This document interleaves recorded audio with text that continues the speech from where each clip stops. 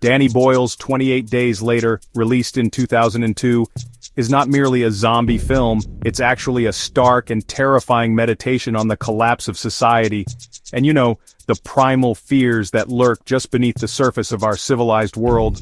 It achieves its horror not through jump scares, but through this atmosphere of profound dread and a chillingly plausible premise. The film opens with a scene that's both brutal and honestly really efficient in its storytelling. Animal rights activists, driven by a kind of misguided sense of righteousness, break into a primate research facility in Cambridge. A scientist, desperate and pleading, warns them that the chimpanzees are infected with something he can only describe as rage. This isn't a disease in the conventional sense. It's a bioengineered agent of pure, unadulterated fury, transmitted through blood and saliva with terrifying speed. The activists, deaf to his warnings, go ahead and free a caged chimpanzee. The consequences are immediate and, well, catastrophic. The released animal, its eyes burning with this unnatural red glow, viciously attacks one of the activists. The infection takes hold in mere seconds, transforming the victim into a vessel of the same mindless, homicidal anger. The virus then spreads from person to person, a crimson tide of violence that just washes over the British Isles.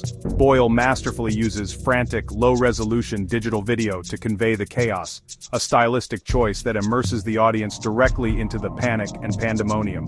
London, a bustling metropolis, is brought to its knees not by a slow, shambling horde, but by a sprinting, screaming plague of its own making. The film deliberately forgoes a detailed exposition of the intervening 28 days. It doesn't need to. The silence that follows the initial outbreak is far more eloquent and horrifying than any montage of destruction could ever be. The rage virus is so lethally efficient that it consumes its fuel source, the population, almost entirely. The initial scenes of violence give way to an unnerving quiet, a stillness that hangs over the city like a funeral shroud. This is the world that awaits our protagonist, a world where the background noise of human existence has been violently switched off. The absence of life becomes a character in itself, a constant, oppressive reminder of the magnitude of the loss that has occurred. What makes the rage virus so compelling as a cinematic device is its psychological underpinning. It's not just a biological agent, it's the physical manifestation of our worst impulses. The infected aren't the undead. They're the living, stripped of everything but their most basic, violent instincts. They are a dark mirror held up to humanity, showing us what we're capable of when reason, empathy, and societal structure are torn away. The film asks a terrifying question from its very first frames: is the monster inside us more dangerous than any external threat? The initial outbreak serves as a powerful prologue, setting a grim and unrelenting tone for the story of survival that is about to unfold in the eerie silence of a fallen world. The true narrative of 28 Days Later begins not with the chaos, but with the quiet aftermath. We're introduced to Jim, a bicycle courier played with a powerful sense of disorientation by Cillian Murphy. He awakens from a coma in a deserted hospital room, the beeping of his life support machine the only sound in a world that's just gone silent. His initial moments are a masterclass in visual storytelling.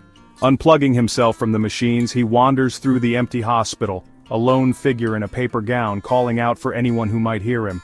His calls echo unanswered through the sterile, abandoned corridors, each empty room and overturned gurney adding to this growing sense of profound isolation and dread. Jim's journey out of the hospital and into the streets of London is, honestly, one of the most iconic sequences in modern cinema. Boyle presents us with a hauntingly beautiful and deeply unsettling vision of a post-apocalyptic city. Jim walks across a completely deserted Westminster Bridge, a landmark that's typically swarming with traffic and tourists, now utterly still. He stands in the middle of Piccadilly Circus, surrounded by a blizzard of discarded newspapers and debris, the famous advertisement staring down at a city totally devoid of consumers. This isn't a London destroyed by explosions, but one simply abandoned, as if every single person vanished in an instant. The power of these scenes lies in their surreal tranquility, a piece that honestly feels more menacing than any overt threat. The silence is finally, and violently, shattered. Seeking refuge in a church, Jim discovers a horrifying scene. Piles of dead bodies cover the pews, evidence of a massacre. His first encounter with the infected is sudden and brutal. A priest, his eyes blood-red with rage, lunges at him with inhuman speed and ferocity. Jim, weak and terrified, is saved by the timely arrival of two other survivors, Selena and Mark, who dispatch the infected with practiced, brutal efficiency. They explain the grim reality to him: the virus has swept through the country, and anyone contaminated by the blood of the infected becomes a monster within seconds. Their explanation is stark and unsentimental, a reflection of the harsh pragmatism required to survive in this new world. Through Selena and Mark, Jim receives a crash course in the new rules of survival. The most important rule is to kill without hesitation, as the infected are beyond saving. This is a brutal lesson for a man who, just a month prior, was living a normal life.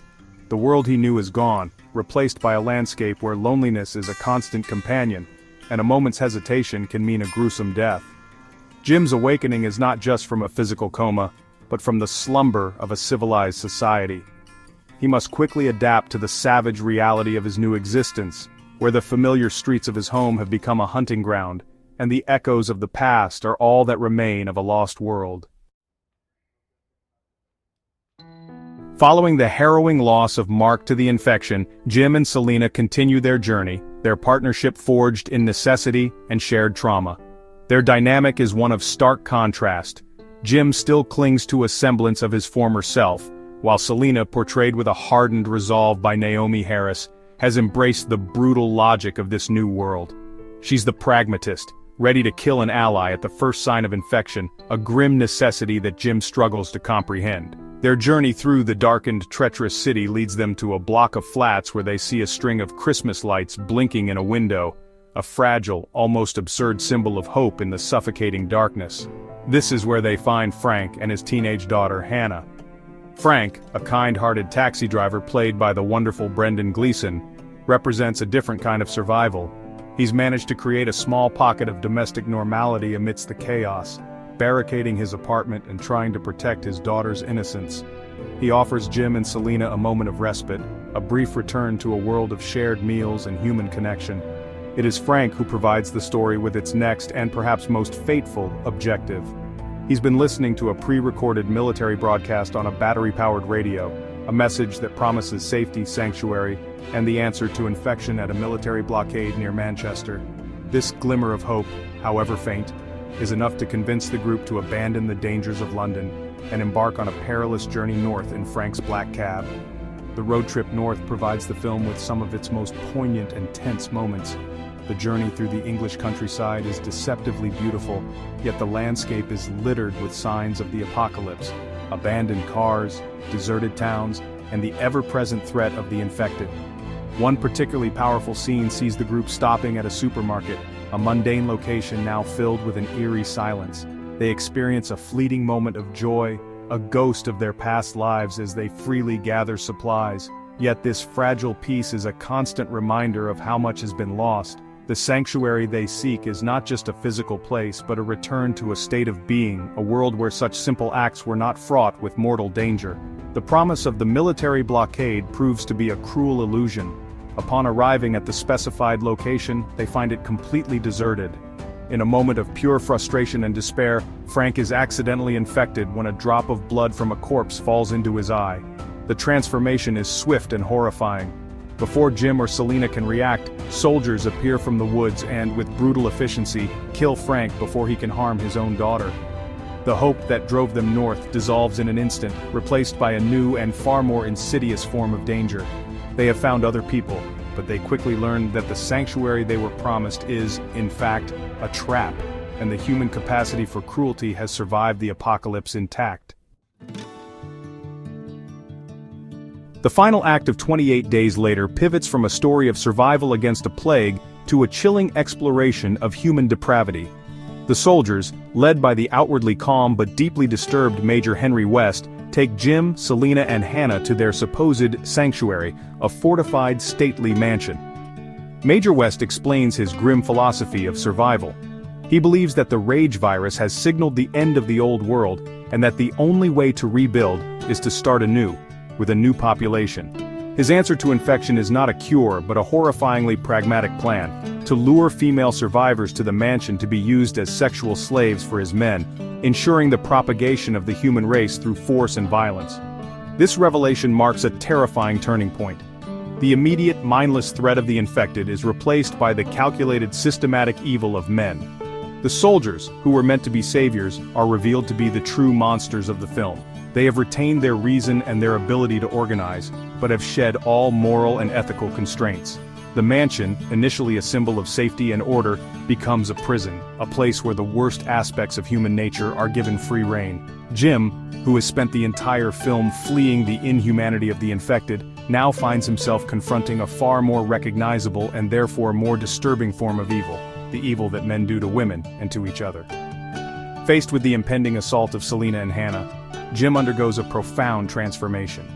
He escapes his captors, and in a brilliant inversion of the film's premise, unleashes his own form of rage upon the soldiers. He becomes a primal force of vengeance, using the very tactics of terror and surprise that the infected use. He cleverly releases a captured infected soldier into the mansion, turning the soldiers' fortress into a death trap and using the ensuing chaos to hunt them down one by one. In this climactic sequence, the line between man and monster becomes irrevocably blurred.